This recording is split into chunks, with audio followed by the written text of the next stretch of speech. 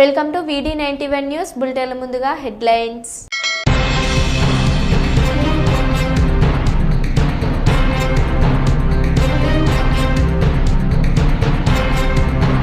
Party ఫిరాయింపు ఆరోపణలపై station Ghanpur MLA Kadiyam Srihari రాజీనామా చేయనని స్పష్టం చేశారు.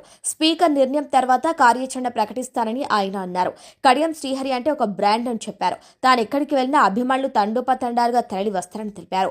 కాగా పార్టీ ఫిరాయించిన ఎమ్మెల్యేల పిటిషన్పై సుప్రీంకోర్టు సీరియస్ అవడంతో ఇప్పుడు స్పీకర్ ఏ నిర్ణయం తీసుకుంటారనే ఉత్కంఠ నెలకొంది. ఎన్నికలు మాత్రమే, ప్రస్తుతం నా ఎన్నికల గురించి ఆలోచించకండి, నా రాజీనామా గురించి ఆలోచించకండి. ఏదో రాస్తా అంటారు, ఏదేదో చేస్తా అంటారు, దాన్ని చూసుకుంటాం తర్వాత. నేను రాజీనామా చేయడం లేదు. స్పీకర్ గారు ఏ నిర్ణయం తీసుకుంటారో వారి నిర్ణయం తర్వాత నా కార్యాచరణ ప్రణాళిక ఉంటుంది. ఏ నిర్ణయమైనా నియోజకవర్గ ప్రజల ఆశీర్వాదం ఉన్నది, మీ అందరి సహకారం ఉన్నది.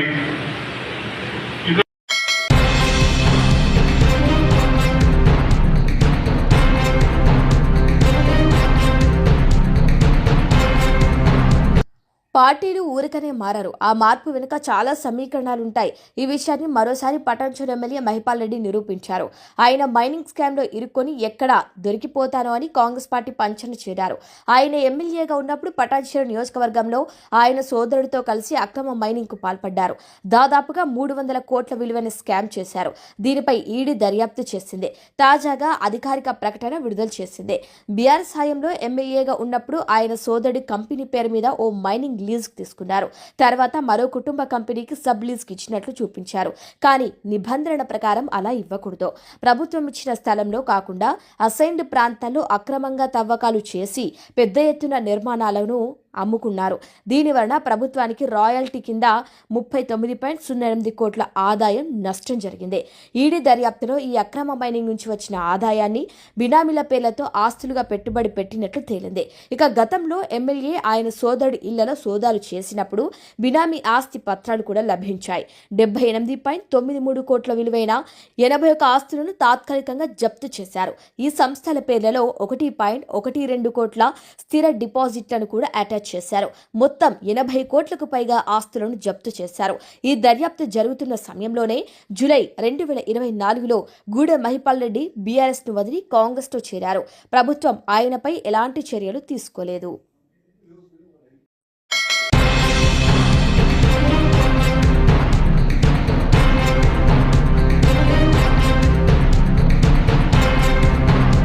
మధ్యలో ఓ భవన కార్మికుడు చనిపోతే అతని పేరు మీద వచ్చే ఇన్సూరెన్స్ డబ్బులు 1,30,000 రూపాయల బిల్లు పాస్ చేసేందుకు అసిస్టెంట్ లేబర్ ఆఫీసర్ చందర్ 15,000 లంచం డిమాండ్ చేశాడు. మృతుడి భార్య నుంచి ఈరోజు 15,000 లంచం ఖమ్మం రోడ్లో మద్రాకు చెందిన assistant labour officer K Chandar తీసుకుంటుండగా ACB DSP Y Ramesh red handed గా పట్టుకున్నట్లు సమాచారం.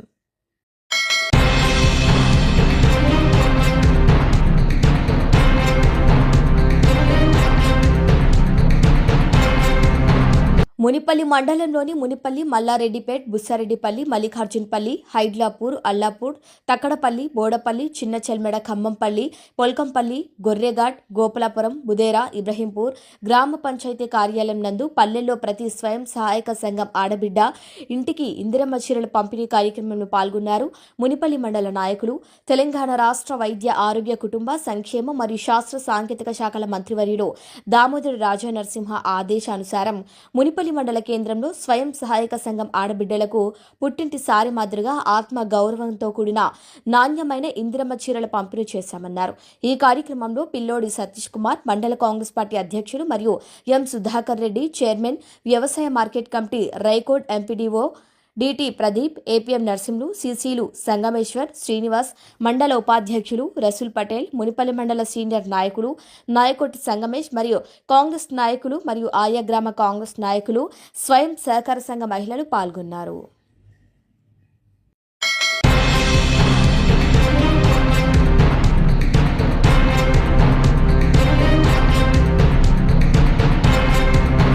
కొల్లాపూర్ మండల కేంద్రంలో భారత రాష్ట్ర సమితి పార్టీ ఆఫీసులో కొల్లాపూర్ మాజీ శాసనసభ్యులు గౌరవశ్రీ భీరం హర్షవర్ధన్ రెడ్డి మరియు బీఆర్ఎస్ పార్టీ సీనియర్ నాయకులు జి భాస్కర్ రావు ఆధ్వర్యంలో తిరునాంపల్లి బీజేపీ కార్యకర్తలు 30 మంది బీఆర్ఎస్ పార్టీలో చేరారు.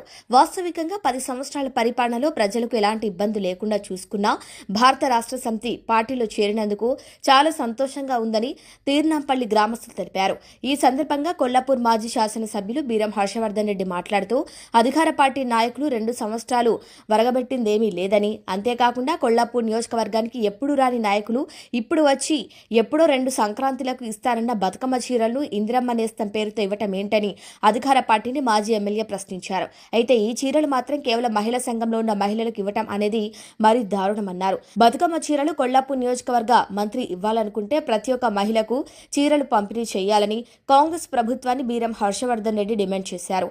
అదేవిధంగా 6 గ్యారంటీల పేరుతో ప్రజలు మభ్యపెట్టడానికి, మరొకసారి లోకల్ బాడీ ఎలక్షన్స్ పేరుతో మోసం చేయడానికి చీరల పంపిణీ కార్యక్రమానికి తెరలేపారని, ఈ సందర్భంగా కొల్లాపూర్ మాజీ శాసనసభ్యులు బీరం హర్షవర్ధన్ రెడ్డి కొల్లాపూర్ అధికార పార్టీ నాయకులు చేస్తున్న అరాచకాలను ఎండగట్టారు. మీకు నిజంగా మహిళలపైన చిత్తశుద్ధి ఉంటే ప్రతి ఒక్క మహిళలకు నాణ్యతతో కూడిన చీరలు పంపిణీ చేయాలని ఈ సందర్భంగా డిమాండ్ చేశారు. అదేవిధంగా 420 హామీలు 6 గ్యారంటీల పేరుతో గద్దెనెక్కిన కాంగ్రెస్ ప్రభుత్వం 6 గ్యారంటీలు అమలు చేయకుండా ప్రజలు మోసం చేసిందని, ఈ ప్రభుత్వానికి నిజంగా చిత్తశుద్ధి ఉంటే మహాలక్ష్మి స్కీమ్ కింద 2500 రూపాయలు మరియు కళ్యాణ లక్ష్మి కింద తులం బంగారం ఖచ్చితంగా ఇవ్వాలని మాజీ శాసనసభ్యులు హర్షవర్ధన్ రెడ్డి డిమాండ్ చేశారు. ఈ కార్యక్రమంలో బీఆర్ఎస్ పార్టీ మండల మరియు టౌన్ నాయకులు, తీర్నంపల్లి కార్యకర్తలు పాల్గొన్నారు.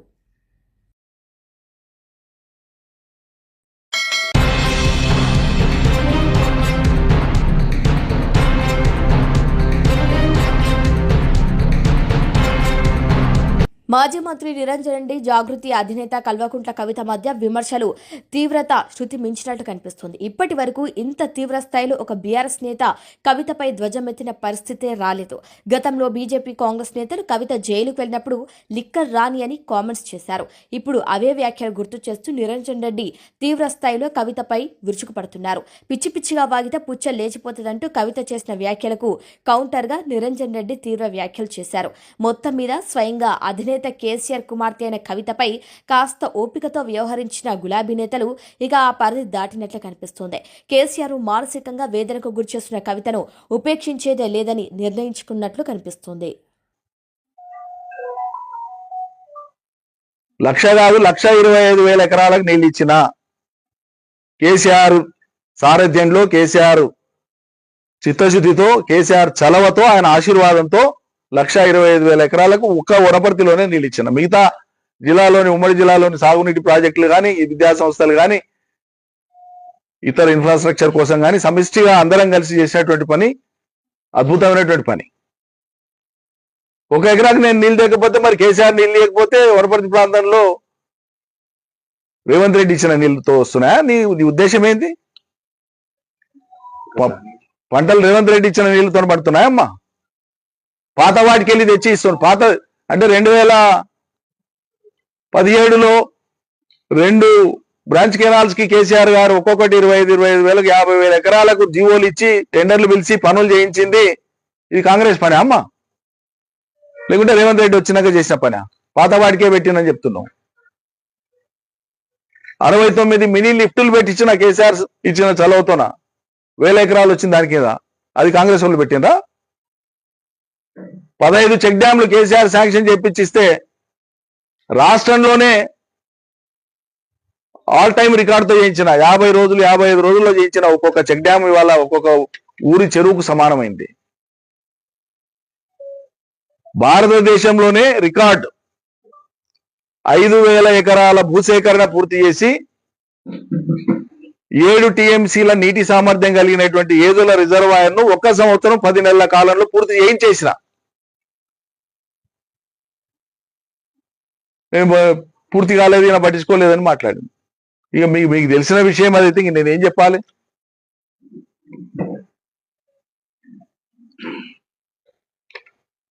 చెప్పుకుంటేనంటే ఎంత బాధ అనుభవించినామో కేసీఆర్ తో సహా అందరం. గుమ్మనంగా ఉన్నాం, బయట పడతలేం, బయట పడలే కూడా అవసరం లేదని. ఇంకా పెద్ద మేయార్తో ఓడించేది ఉండే అని మాట్లాడుతుంది ఈమె. నీకెందుకమ్మా అంత కసి? నాకు అర్థం కాదు. ఎంత శాపనార్థాలు పెట్టేటంత నీకేం అడ్డం వచ్చినాం? అంటే నీ నీ ఈగో సాటిస్ఫై కాలే. నీకు ఉండేటువంటి దురహంకారం ఎటువంటిదంటే వీళ్ళు చెప్పాలి కాబట్టి చెప్పాల్సి వస్తుంది. తండ్రి వయసు వాళ్ళను, మంత్రుల్ని, పార్టీ ఎమ్మెల్యేలని, నాయకుల్ని ఇంటికి పిలిపించుకొని మాట్లాడేటువంటి సంస్కారం అనేది. పోని వాళ్ళ జాబితాలో ఉన్నోళ్ళం మేము 4-5 మందిమే. నీవెవరు అసలు? ఒక కేసీఆర్ కూతురు అనే కదా నిన్ను ఇంతమంది గౌరవించింది. మా అయితే నువ్వు ఎంపీ అయితే నీ జిల్లా కాడికి, నీ నీ పార్లమెంట్ కాడికి, మొత్తం తెలంగాణకి నువ్వేంది అసలు? నువ్వు ఎత్తక ముందు లోకంలో తెలంగాణలో ఎవరు బోనం ఎత్తనట్లు, ఎవరికి బోనం తెలియదు అన్నట్లు, నువ్వు ఆడక ముందు బతుకమ్మనే లోకం ఆడనట్లు. మేము నిన్ను ఎత్తుకున్నాం, మా బిడ్డని, మా చెల్లెలని ఎత్తుకున్నాం, మురిసిపోయినాం. తెలంగాణ ప్రతీకని విశ్వవ్యాపితం చేసే ఒక గొప్ప ప్రయత్నం జరుగుతుందని. కానీ ఈ ప్రయత్నం అంతా కూడా అటు తిప్పి ఇటు తిప్పి అది ఎటుదారి మళ్ళీందో ఇవాళ బాధపడుతున్నాం. ఓటమి మీద సమీక్షించుకుంటే చాలా అంశాలు ఉన్నాయి.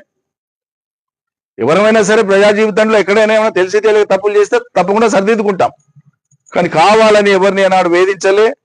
ఎదురుపై స్నేహంగా మాట్లాడినాము, ఆత్మీయంగా పలకరించినాం, పేద ప్రజలను హక్కున పెట్టుకున్నాం. అందులో మాకెవరు ఎదురులేరు, ఎవరు సాటి రారు. మమ్మల్ని పట్టుకొని పూర్తి భిన్నమైనటువంటి నెగటివ్ ప్రొజెక్షన్ ఇచ్చేటువంటి విధంగా మీరు మాట్లాడడం దారుణం. ఇంకా చెప్పాలంటే మొత్తం నేను సరే వనపర్తిలో ఓడిపోయినా బాగుంది, మరి కామారెడ్డిలో కేసీఆర్ గారిని ఎందుకు ఓడించారు ప్రజలు? తప్పు చేశారు ఆడ కేసీఆర్ గారు ఏమన్నా? అంతకుముందు నిజామాబాద్ గెలిచి మళ్ళీ నిన్ను ఎందుకు ఓడగొట్టింది? మేము అన్న మాటల ఒక రాజకీయ పార్టీ లేదా ఒక అభ్యర్థి యొక్క గెలుపోటములకు అనేక కారణాలు ఉంటాయి. కానీ ఓవరాల్ గా తీసుకున్నప్పుడు ఇవాళ సమీక్షించుకుంటే అర్థమయ్యేటువంటి వాటిలలో తమరి కాంట్రిబ్యూషన్ కూడా చాలా ఉంది. మా తల్లి, నువ్వు ఆర్భాటం కోసం, ఎచ్చుల కోసం పోయి టీవీలో కూర్చొని, టీవీ 9లో కూర్చొని 20 లక్షల గడియారం పెట్టుకున్నాను మళ్ళీ దాన్ని సమర్థించుకొని చెప్పిన ఆ ఒక్క మాట తెలంగాణలో 20 లక్షల మంది మహిళలు బీఆర్ఎస్ కు వ్యతిరేకంగా ఓటేయడానికి కారణమైంది. నీ గుండె మీద చేసుకుంటే నీకు అర్థమవుతుంది. వాస్తవాలు అంగీకరించడానికి కూడా శక్తి ఉండాలి, ధైర్యం ఉండాలి. పొరపాటును అంగీకరించడానికి కూడా ధైర్యం ఉండాలి.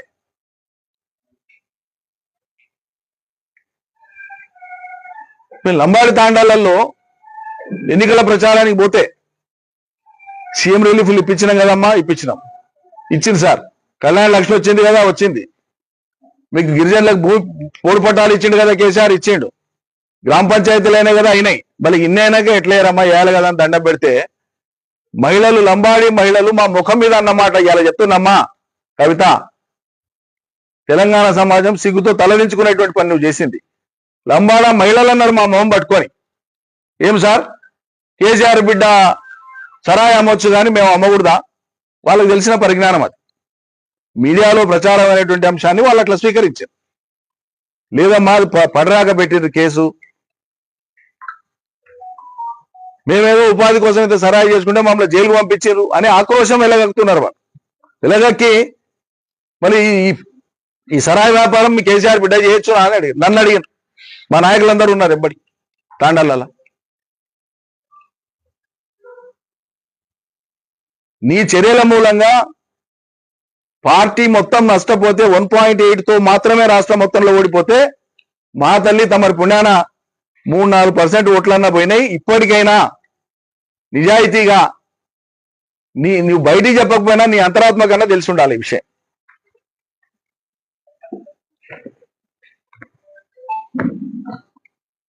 కాంగ్రెస్ పేదవాళ్ళు మాట్లాడితే అదే మాట నువ్వు మాట్లాడుతావమ్మా, సిగ్గనిపించాలి కదా మాట్లాడడానికి. స్థలం ఏందో తెలియదు. ఇంకా నీచమైన దారుణమైనటువంటి మాట ఆమె మాట్లాడేది. నాకైతే అసలు మనుషులైన వాళ్ళు అట్లా మాట్లాడారు. నేను ఎంఆర్ఓ ఆఫీస్ కాల్పించిన అని మాట్లాడేది ఏమన్నా అర్థం ఉందా? ఏమన్నా అర్థం ఉందా? ఇప్పుడు ఈమె మీద ఈడీ కేసు పెట్టింది లేదా సిబిఐ కేసు, ఉదాహరణకు చెప్తున్నా.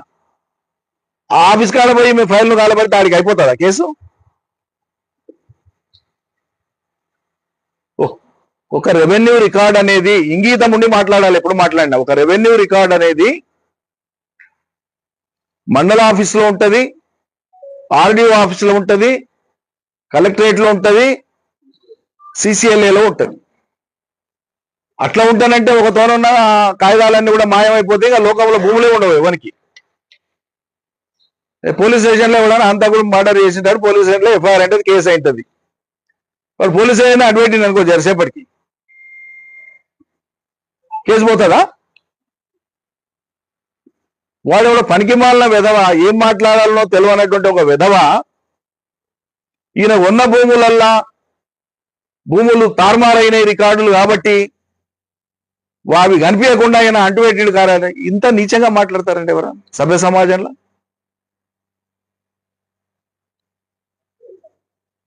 భూమి కోసము ఇంత దిగజారేటువంటి మనుషులా కనిపిస్తున్నాం మీకు?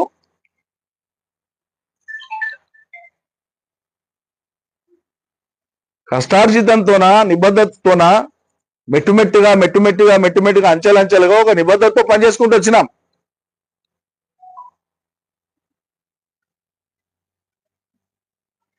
మీలాగా సులభంగా ప్రలోభాలకు లొంగేటువంటి మనుషుల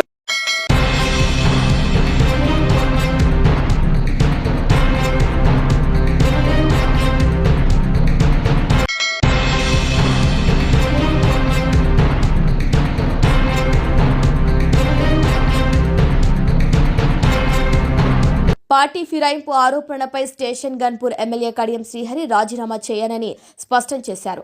స్పీకర్ నిర్ణయం తర్వాత కార్యాచరణ ప్రకటిస్తానని ఆయన అన్నారు. కడియం శ్రీహరి అంటే ఒక బ్రాండ్ అని చెప్పారు. తాను ఎక్కడికి వెళ్లినా అభిమానులు తండోపతండాలుగా తరలి వస్తారని తెలిపారు. కాగా పార్టీ ఫిరాయించిన ఎమ్మెల్యేల పిటిషన్పై సుప్రీంకోర్టు సీరియస్ అవడంతో ఇప్పుడు స్పీకర్ ఏ నిర్ణయం తీసుకుంటారనే ఉత్కంఠ నెలకొంది. ఎన్నికలు మాత్రమే, ప్రస్తుతం నా ఎన్నికల గురించి ఆలోచించకండి, నా రాజీనామా గురించి ఆలోచించకండి. ఏదో రాస్తా అంటారు, ఏదేదో చేస్తా అంటారు, దాన్ని చూసుకుందాం తర్వాత. నేను రాజీనామా చేయడం లేదు. స్పీకర్ గారు ఏ నిర్ణయం తీసుకుంటారో వారి నిర్ణయం తర్వాత నా కార్యాచరణ ప్రణాళిక ఉంటుంది. ఏ నిర్ణయమైనా నియోజకవర్గ ప్రజల ఆశీర్వాదం ఉన్నది, మీ అందరి సహకారం ఉన్నది.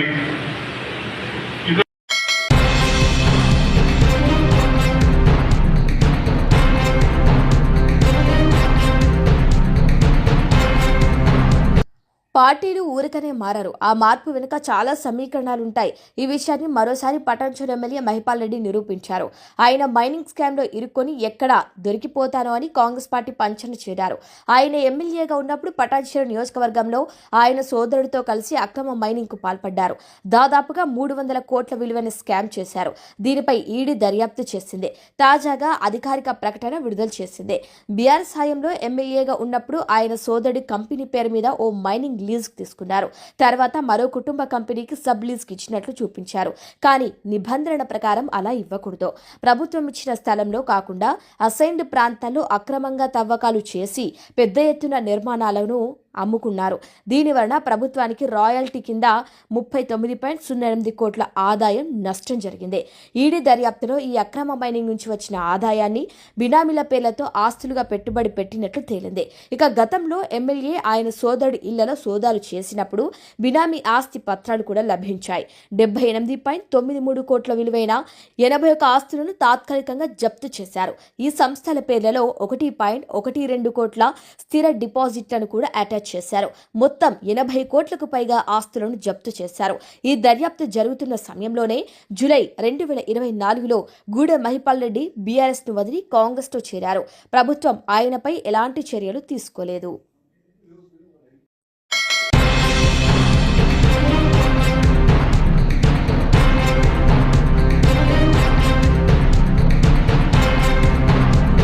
మధిరాలో ఓ భవన కార్మికుడు చనిపోతే అతని పేరు మీద వచ్చే ఇన్సూరెన్స్ డబ్బులు 1,30,000 రూపాయల బిల్లు పాస్ చేసేందుకు అసిస్టెంట్ లేబర్ ఆఫీసర్ చందర్ 15,000 లంచం డిమాండ్ చేశాడు.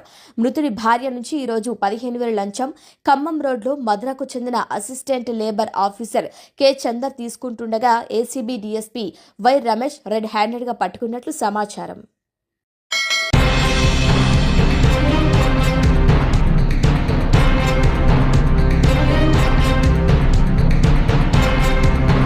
మునిపల్లి మండలంలోని మునిపల్లి, మల్లారెడ్డిపేట్, బుస్సారెడ్డిపల్లి, మల్లికార్జున్పల్లి, హైడ్లాపూర్, అల్లాపూర్, తక్కడపల్లి, బోడపల్లి, చిన్నచెల్మెడ, ఖమ్మంపల్లి, పొల్కంపల్లి, గొర్రెఘాట్, గోపాలపురం, బుదేరా, ఇబ్రహీంపూర్ గ్రామ పంచాయతీ కార్యాలయం నందు పల్లెల్లో ప్రతి స్వయం సహాయక సంఘం ఆడబిడ్డ ఇంటికి ఇందిరమ్మ చీరల పంపిణీ కార్యక్రమంలో పాల్గొన్నారు. మునిపల్లి మండల నాయకులు, తెలంగాణ రాష్ట్ర వైద్య ఆరోగ్య కుటుంబ సంక్షేమ మరియు శాస్త్ర సాంకేతిక శాఖల మంత్రివర్యులు దామోదర రాజనరసింహ ఆదేశానుసారం మునిపల్లి మండల కేంద్రంలో స్వయం సహాయక సంఘం ఆడబిడ్డలకు పుట్టింటి సారి మాదిరిగా ఆత్మ గౌరవంతో కూడిన నాణ్యమైన ఇందిరమ్మ చీరల పంపిణీ చేశామన్నారు. ఈ కార్యక్రమంలో పిల్లోడి సతీష్ కుమార్, మండల కాంగ్రెస్ పార్టీ అధ్యక్షుడు మరియు ఎం సుధాకర్ రెడ్డి, చైర్మన్, వ్యవసాయ market committee Raikode MPDO DT Pradeep, APM Narsimhulu, సిసిలు సంగమేశ్వర్, శ్రీనివాస్, మండల ఉపాధ్యక్షులు రసూల్ పటేల్, మునిపల్లి మండల సీనియర్ నాయకులు నాయకోటి సంగమేష్ మరియు కాంగ్రెస్ నాయకులు మరియు ఆయా గ్రామ కాంగ్రెస్ నాయకులు, స్వయం సహకార సంఘ మహిళలు పాల్గొన్నారు.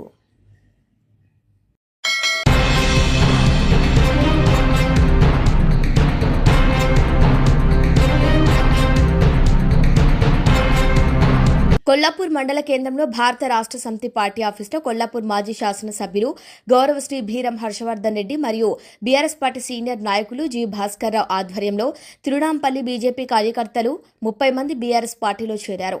వాస్తవికంగా 10 సంవత్సరాల పరిపాలనలో ప్రజలకు ఎలాంటి ఇబ్బంది లేకుండా చూసుకున్న భారత రాష్ట్ర సమితి పార్టీలో చేరినందుకు చాలా సంతోషంగా ఉందని తిరునాంపల్లి గ్రామస్తులు తెలిపారు.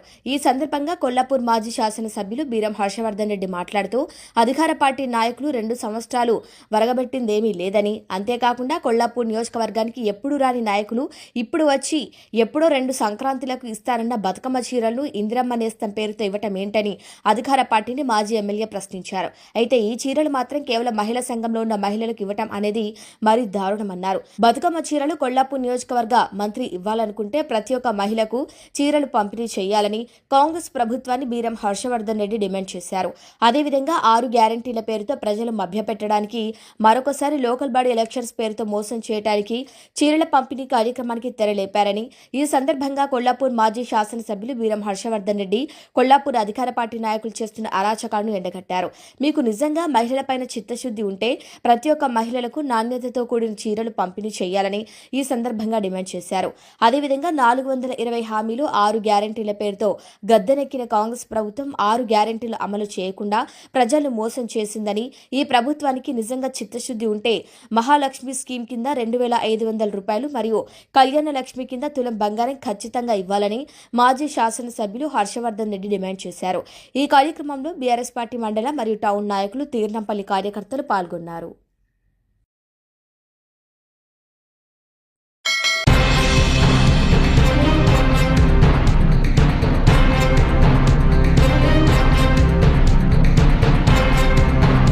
మాజీ మంత్రి నిరంజన్ రెడ్డి, జాగృతి అధినేత కల్వకుంట్ల కవిత మధ్య విమర్శలు తీవ్రత శృతి మించినట్టు కనిపిస్తుంది. ఇప్పటి వరకు ఇంత తీవ్ర స్థాయిలో ఒక బీఆర్ఎస్ నేత కవితపై ధ్వజమెత్తిన పరిస్థితే రాలేదు. గతంలో బీజేపీ, కాంగ్రెస్ నేతలు కవిత జైలుకు వెళ్లినప్పుడు లిక్కర్ రాని అని కామెంట్స్ చేశారు. ఇప్పుడు అవే వ్యాఖ్యలు గుర్తు చేస్తూ నిరంజన్ రెడ్డి తీవ్ర స్థాయిలో కవితపై విరుచుకుపడుతున్నారు. పిచ్చి పిచ్చిగా వాగితే పుచ్చ లేచిపోతుందంటూ కవిత చేసిన వ్యాఖ్యలకు కౌంటర్గా నిరంజన్ రెడ్డి తీవ్ర వ్యాఖ్యలు చేశారు. మొత్తం మీద స్వయంగా అధినేత కేసీఆర్ కుమార్తె అయిన కవితపై కాస్త ఓపికతో వ్యవహరించిన గులాబీ నేతలు ఇక ఆ పరిధి దాటినట్లు కనిపిస్తోంది. కేసీఆర్ మానసికంగా వేదనకు గురిచేస్తున్న కవితను ఉపేక్షించేదే లేదని నిర్ణయించుకున్నట్లు కనిపిస్తోంది. 1,25,000 ఎకరాలకు నీళ్ళు ఇచ్చిన కేసీఆర్ సారథ్యంలో, కేసీఆర్ చిత్తశుద్ధితో, కేసీఆర్ చలవతో, ఆయన ఆశీర్వాదంతో 1,25,000 ఎకరాలకు ఒక్క వనపర్తిలోనే నీళ్ళు ఇచ్చిన. మిగతా జిల్లాలోని, ఉమ్మడి జిల్లాలోని సాగునీటి ప్రాజెక్టులు కానీ, విద్యా సంస్థలు కానీ, ఇతర ఇన్ఫ్రాస్ట్రక్చర్ కోసం కానీ సమిష్టిగా అందరం కలిసి చేసినటువంటి పని అద్భుతమైనటువంటి పని. ఒక ఎకరాకి నేను నీళ్ళు లేకపోతే మరి కేసీఆర్ నీళ్ళు లేకపోతే వనపర్తి ప్రాంతంలో రేవంత్ రెడ్డి ఇచ్చిన నీళ్ళతో వస్తున్నాయా? నీ ఉద్దేశం ఏంటి? పంటలు రేవంత్ రెడ్డి ఇచ్చిన నీళ్ళతో పడుతున్నాయమ్మా? పాత వాటికి వెళ్ళి తెచ్చి ఇస్తున్నాడు. పాత అంటే 2017లో 2 బ్రాంచ్ కెనాల్స్ కి కేసీఆర్ గారు ఒక్కొక్కటి 25 వేలకు 50,000 ఎకరాలకు జీవోలు ఇచ్చి టెండర్లు పిలిచి పనులు చేయించింది. ఇది కాంగ్రెస్ పని అమ్మా? లేకుంటే రేవంత్ రెడ్డి వచ్చినాక చేసిన పని? పాత వాటికే పెట్టినని చెప్తున్నాం. 69 మినీ లిఫ్టులు పెట్టించిన కేసీఆర్ ఇచ్చిన చలవతోన 1000 ఎకరాలు వచ్చింది దాని కింద. అది కాంగ్రెస్ వాళ్ళు పెట్టిందా? 15 చెక్ డ్యాంలు కేసీఆర్ శాంక్షన్ చేపించిస్తే రాష్ట్రంలోనే ఆల్ టైమ్ రికార్డుతో చేయించిన 50 రోజులు 55 రోజుల్లో చేయించిన ఒక్కొక్క చెక్ డ్యామ్ ఇవాళ ఒక్కొక్క ఊరి చెరువుకు సమానమైంది. భారతదేశంలోనే రికార్డు 5,000 ఎకరాల భూసేకరణ పూర్తి చేసి 7 టీఎంసీల నీటి సామర్థ్యం కలిగినటువంటి ఏదుల రిజర్వాయర్ ను 1 సంవత్సరం 10 నెలల కాలంలో పూర్తి చేయించేసిన. మేము పూర్తి కాలేదు, ఈయన పట్టించుకోలేదని మాట్లాడింది. ఇక మీకు తెలిసిన విషయం అదైతే ఇంక నేనేం చెప్పాలి?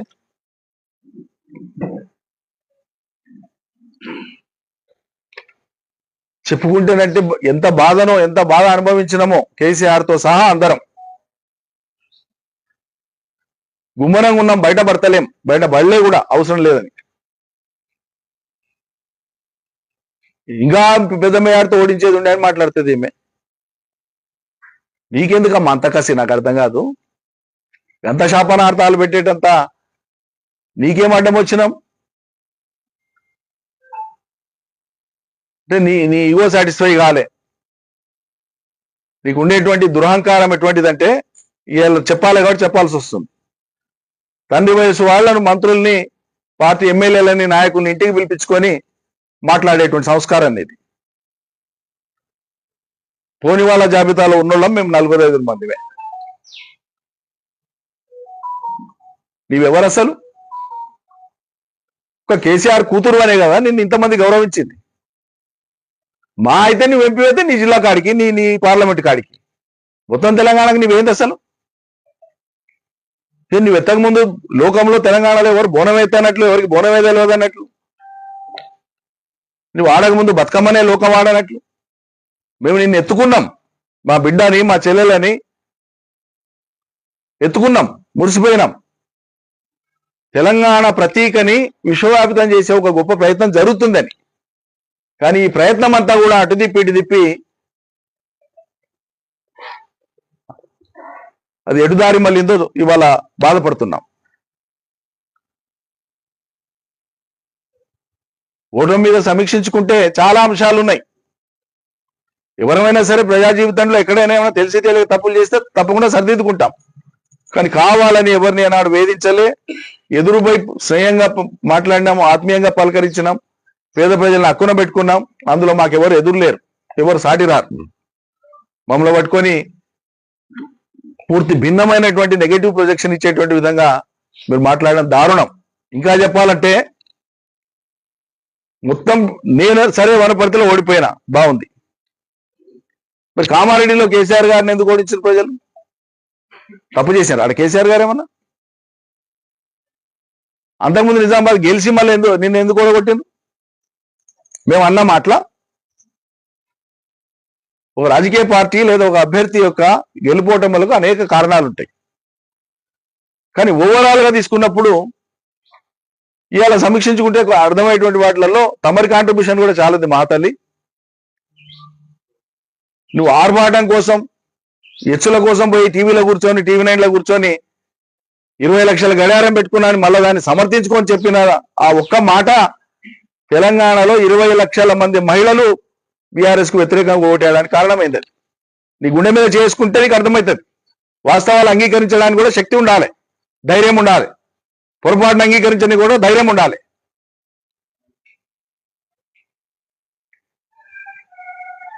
లంబాడి తాండాలలో ఎన్నికల ప్రచారానికి పోతే సీఎం రిలీఫ్లు ఇప్పించినాం కదమ్మా, ఇచ్చింది సార్. కళ్యాణ లక్ష్మి వచ్చింది కదా, వచ్చింది. మీకు గిరిజనులకు పోడు పట్టాలు ఇచ్చిండు కదా కేసీఆర్, ఇచ్చిండు. గ్రామ పంచాయతీలైనా కదా అయినాయి, మళ్ళీ ఇన్ని అయినాక ఎట్లేరమ్మా వేయాలి కదా అని దండం పెడితే మహిళలు, లంబాడి మహిళలు మా ముఖం మీద అన్నమాట ఇవాళ చెప్తున్నామ్మా కవిత. తెలంగాణ సమాజం సిగ్గుతో తలదించుకునేటువంటి పని నువ్వు చేసింది. లంబాడ మహిళలు అన్నారు మా మొహం పట్టుకొని, ఏం సార్ కేసీఆర్ బిడ్డ సరాయి అమ్మొచ్చు కానీ మేము అమ్మకూడదా? వాళ్ళకి తెలిసిన పరిజ్ఞానం అది. మీడియాలో ప్రచారం అనేటువంటి అంశాన్ని వాళ్ళు అట్లా స్వీకరించారు. లేదమ్మా పడరాక పెట్టిండ్రు కేసు, మేమేదో ఉపాధి కోసం అయితే సరాయి చేసుకుంటే మమ్మల్ని జైలుకు పంపించారు అని ఆక్రోశం వెళ్ళగలుగుతున్నారు. వాళ్ళు వెళ్ళగక్కి మళ్ళీ ఈ సరాయి వ్యాపారం మీ కేసీఆర్ బిడ్డ చేయొచ్చు అని అడిగారు. నన్ను అడిగారు, మా నాయకులందరూ ఉన్నారు ఎప్పటి తాండాలలో. నీ చర్యల మూలంగా పార్టీ మొత్తం నష్టపోతే 1.8తో మాత్రమే రాష్ట్రం మొత్తంలో ఓడిపోతే మా తల్లి తమరి పుణ్యాన 3-4% ఓట్లన్నా పోయినాయి. ఇప్పటికైనా నిజాయితీగా నువ్వు బయటికి చెప్పకపోయినా నీ అంతరాత్మ కన్నా తెలిసి ఉండాలి ఈ విషయం.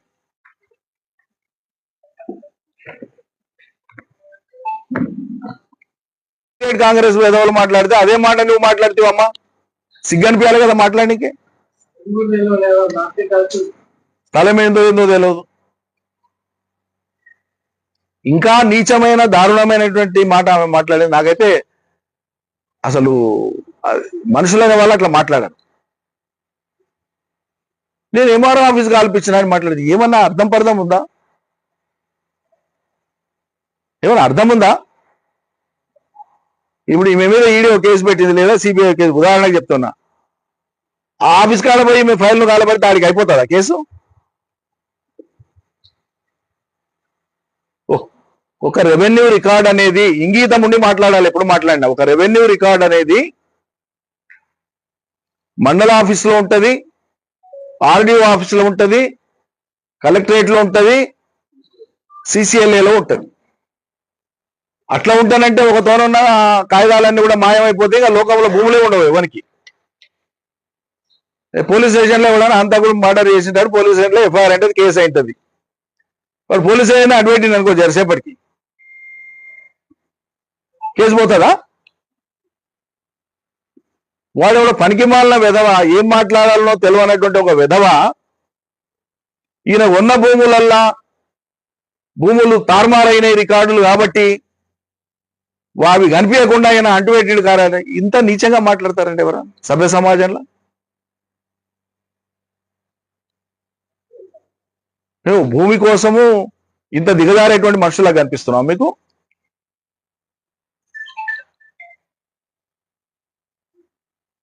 కష్టార్జితంతోనా నిబద్ధతతోనా మెట్టుమెట్టుగా అంచెలంచెలుగా ఒక నిబద్ధతతో పనిచేసుకుంటూ వచ్చినాం.